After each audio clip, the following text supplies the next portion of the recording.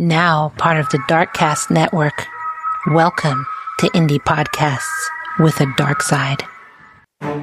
Police were sent out on Saturday, September 6th, 2025, to a home at Parlier and Frankwood Avenues in Reedley, California, about 22 miles southeast of Fresno. When they walked in, they found family members trying to help, and 43-year-old Yesennia Rocha lying there with gunshot wounds.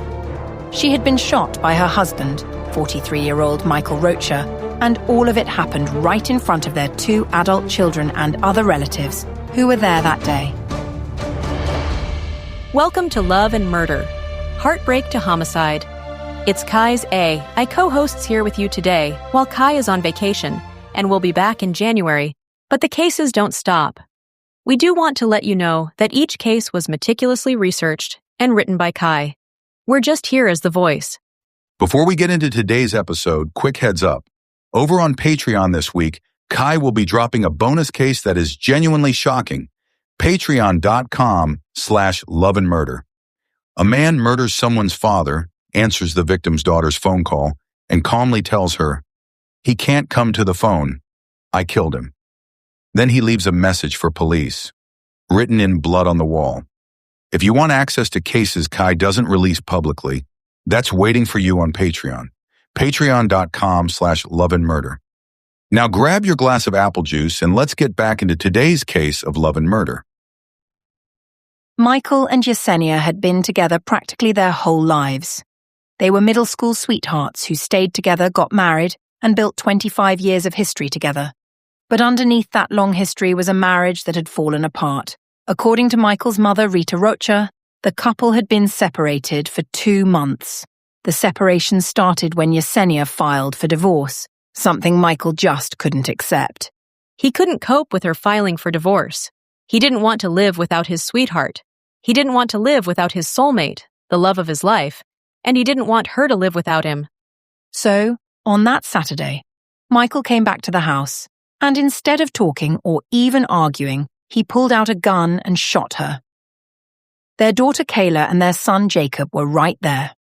Reedley's police chief Mark Ediger said, This couple had a 20-year-old son and a 23-year-old daughter who became orphans in the span of 24 hours. After the shooting, Michael got in his Chevy truck and took off, and the family who had just watched their mother die tried to chase after him. They actually followed him for a while trying to keep track of where he went, but they eventually lost sight of him. That's when the manhunt started. For almost a full day, police from multiple counties searched for Michael while his children were trying to figure out how their entire lives had just fallen apart. The break came the next morning, Sunday, September 7th, sometime between 10 and 11 a.m. Michael's truck was spotted in Woodlake, about 30 miles away in Tulare County. By that point, a warrant had already been issued for his arrest for killing Yesennia. Deputies from the Tulare County Sheriff's Office got behind him and tracked him down around 1 p.m. Deputies said a short pursuit took place near Road 2, 22 and Avenue 340. Michael fired a rifle at deputies as they pursued him. When Michael finally stopped his truck, he didn't surrender. Instead, he got out with a rifle and began firing multiple rounds at the officers. Deputies returned fire, hitting him, and Michael died right there at the scene. Sheriff Mike Bardrow said, He got into a gun battle, and he pretty much got what he deserved. The Visalia Police Department took over the investigation into the officer-involved shooting since Tulare County deputies were the ones involved. While all of that was happening, the children were left with the kind of grief most people can't imagine. Kayla talked about her mom like she was the center of everything. She was the light of our world. She shined very bright. She was always there for me and my brother. She was everything to us. She said she sees her mother everywhere now, on beautiful days, in some songs, in flowers, even in her own reflection because she looks just like her.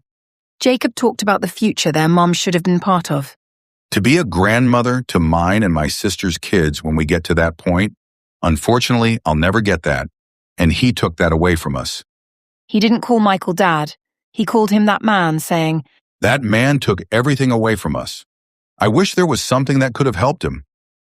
Rita said, My son was the world to me. And their mom was the world to them, and now both families are destroyed. She admitted he chose the cowardly way out. By September 9th, a memorial had started growing outside the home in Reedley. Flowers, candles, messages, everything you'd expect when a community is trying to wrap their head around a tragedy that happened inside a family they thought they knew. The kids opened a GoFundMe for expenses and support because in 24 hours they lost both of their parents, one to murder and the other to a shootout. This is one of those cases where there is no courtroom resolution, no sentencing, no what happens next. The story ends with gunfire on a rural road. And everything before that, the separation, the divorce filing, the decades of marriage, was erased in a single weekend. If you are experiencing domestic violence, call the National Domestic Violence Hotline at 1-800-799-7233 or go to thehotline.org. All calls are toll-free and confidential.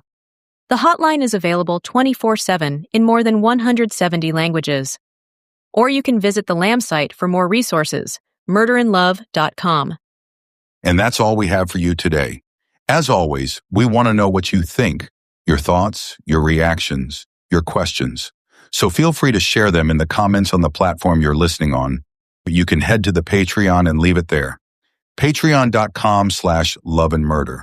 And if you want to support the show and get access to bonus cases Kai doesn't release publicly, including deeper dives and unfiltered Kai rants, you can join us in the Patreon.